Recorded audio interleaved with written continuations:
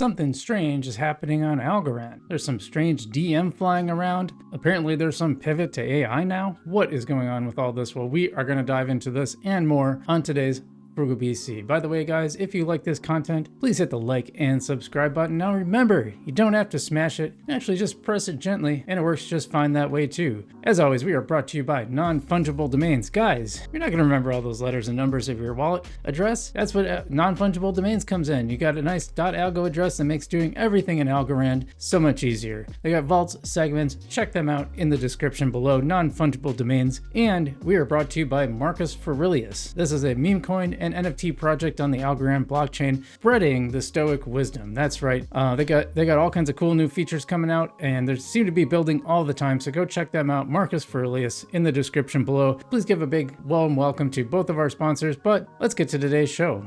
Alright, so the first thing I want to talk about, there's some DM going around, and I don't know what it is. I actually questioned whether it even existed, but had a little talk with Coop Daniels, and I might actually be wrong about this, so let's dive in. Yeah, and I don't know what it is. I haven't seen this DM, supposed DM. Apparently people are getting it. I actually wrote a post that said I didn't believe it actually existed, but Coop Daniels here informed me, and that's toward the end. So actually, why don't we scroll down to that first, because this is what he's talking about. It says there are rumors that the Algorand Foundation board will be stepping down soon. I just hope through this process emotions don't overflow and Stacy and the team are allowed to navigate the next stage of Algorand effectively. So I think his whole post is worth looking at, because there's some very interesting things going on here, and I'm going to respond to some of these as well. You know, so this DM, people are saying like $2 is locked in basically because of whatever's in this DM. I'll be honest, I don't know a lot about the Algorand Foundation board, so I don't know what a new board could mean. It could be good, it could be not so good. You know, it depends who the new board members would be, right? So let's back up, and I think Coop had some interesting things to say, and we're going to dive into this. I spent the last couple days processing what is going on with Algorand. Haven't done a show because of the mouth issues from a brutal root canal. Well, I know how that stuff goes. I got some tooth stuff going on next month, so definitely empathize with that. The news that Algorand Foundation raised funds to essentially swallow Algorand Technologies but failed is compelling, especially since immediately following the discovery, the CTO of Algorand Foundation stepped down. Now, I'll say here, I've had some questions about, frankly, what the role of the foundation and Algorand Tech, used to be Algorand Inc., is, and you know how they interact. It seems like the foundation was focused on a lot of these technical issues, but shouldn't that be Algorand Technologies? And if so, what are they doing? I really haven't seen a big breakdown of this in a while, so I'd be really curious to know more. It is interesting that John Wood stepped down, and it could just be totally unrelated to this. Sometimes people just get better opportunities. It happens, so who knows? It goes on to say, I haven't spoken to John Woods. I would love to have him on the show, but it's not much of a reach to conclude he felt thwarted by Algorand Tech and decided to let someone else navigate that difficult relationship. I mean, and he says speculation, so yeah, 100%. I think that's definitely speculation. Could be, you never know. But that leaves me with the question, what the F is going on? Why can't these two entities get along? Is Stacy someone no one wants to work with? Is Silvio diabolical and doesn't want to be part of Algorand but still wants control? Both? Neither? Soap opera stuff, but I think fair questions to ask, and probably questions the community deserves an answer to. Why can't they make a deal? Well, I think when it comes to Silvio, I think he's pretty checked out. I think he wanted to create it and move on. I don't think he ever intended to be super involved in it, but that's just me. Now, as far as Stacy, I will say she has been abrasive on occasion. I appreciated her coming on the space, and I think she was less abrasive on that space that we covered, where she showed up to address some concerns. I remember going back to Decipher when I spent 24 hours door to door traveling to get to Dubai for this conference. I didn't appreciate someone on stage saying I didn't belong there. And she said, basically, if you didn't know so-and-so, you didn't belong to be at the event. I thought, that's crazy. You know how much work people had to put in? The sacrifices they made to get here? I mean, for some people, it probably wasn't the biggest deal, but for a lot of us, especially us YouTubers, I didn't appreciate those comments. But I also I don't necessarily share the views that other people have. So on Stacy, I think she's probably done some good things, some not so good things.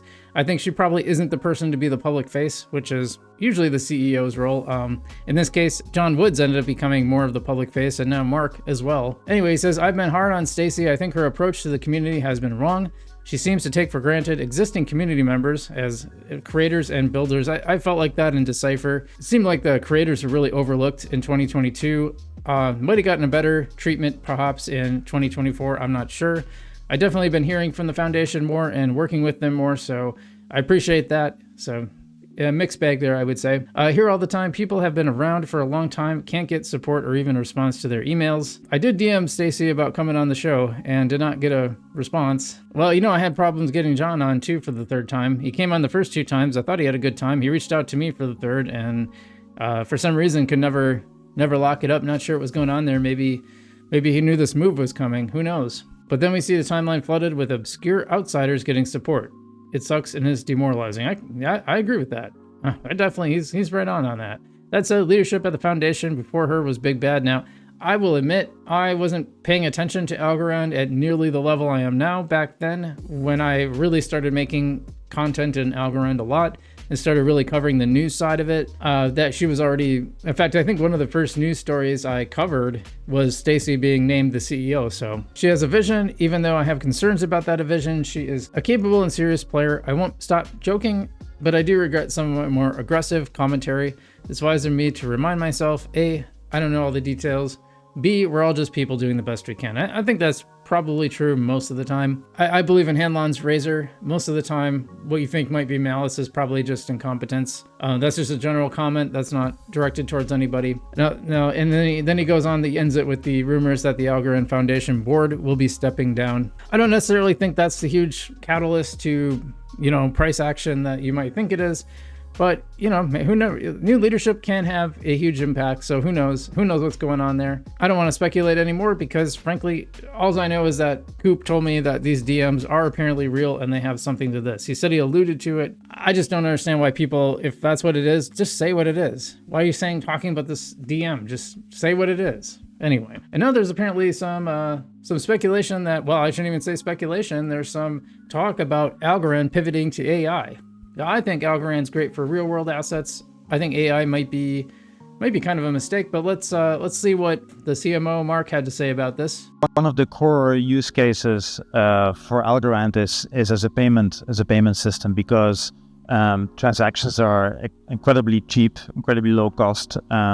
We have extremely high throughput, and we have something called instant finality. So you don't have to wait for a transaction to be finalized. Everything is instantly final the moment it gets recorded in a block.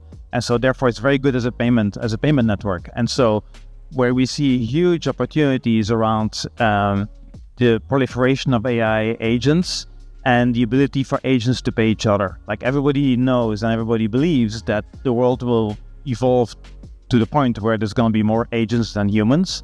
And so you're going to have all kinds of specialized agents that do this or that. And so there's not going to be a single kind of God agent that is able to do everything for you. So there's going to be multiple agents, and people and agents will have to communicate with each other and exchange value with each other. And I cannot imagine that agents will exchange value over traditional bank rails. That's just not going to happen. It's like sending an email through a post office, right? Like it's not going to happen. It requires instant settlement at high speed, high velocity. And so that's where we see the big opportunity, is really enabling a payment infrastructure for agents to exchange value. And that's I think where we're focused on. Yeah, absolutely. I think this can't be facilitated in traditional types of financial instruments. You definitely need something like crypto. There are a number of other cryptocurrencies that have focused on AI. So I think it's an interesting pivot. If it is in fact a pivot, someone seems to be calling it RWA. I don't think this is RWA. This is its own thing. I think AI and RWA are two separate things. So I don't think they're the same thing, but this is very interesting anyway. I see absolutely. This is a way where TVL would be going through the roof. Transactions would be going through the roof because these AI agents would be sending payments back and forth.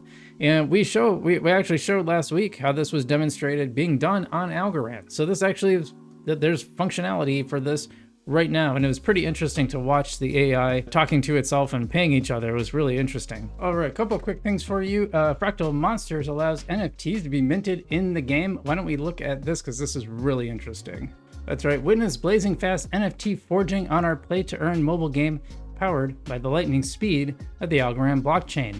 Actually, I don't know if we're going to be able to, I'm not sure if that music is monetized or not. Might get us demonetized here, so I'm not going to show the rest of it. In fact, I'll just mute it here. And Cosmic Chaps even commented, as gamers ourselves, we appreciate the feature. GJ team. Yomo, I don't know. Maybe he's not so into that. I'm not really sure, but I like to see new functionality. So great to look at that. Let's move on. The last one here, Ready Pools doing really well in terms of a really important metric called TVL. This is according to DeFi Llama. Let's take a look. And this is from Mark, CMO of the foundation again. Ready Pools moved up to number 3 in the DeFi Llama staking pool ranking.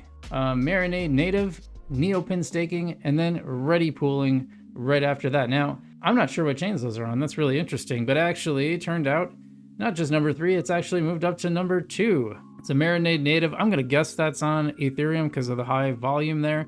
Right up behind it is Ready Pooling at 71.37 million, and then followed by Neopin staking at 69.13 million. So nice numbers there, and that's probably going to fluctuate because those two are pretty close. It's going to change all the time. Yeah, someone said number two soon. Well, it turned out really soon, as a matter of fact. Yeah, I've got to say, like, we didn't talk about the Algorand price, but it's been nice seeing it climb up finally after some doldrums. I think the whole market is going up, and I think staking is a big part of that, keeping people locked into the network so they're holding.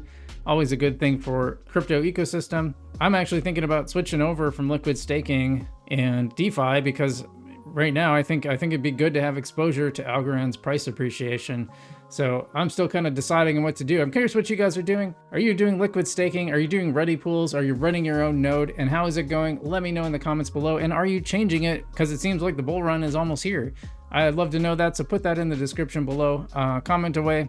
Remember to like and subscribe. Hope you guys are doing well out there. I'm Frugal BC, and as always, I will see you in the future.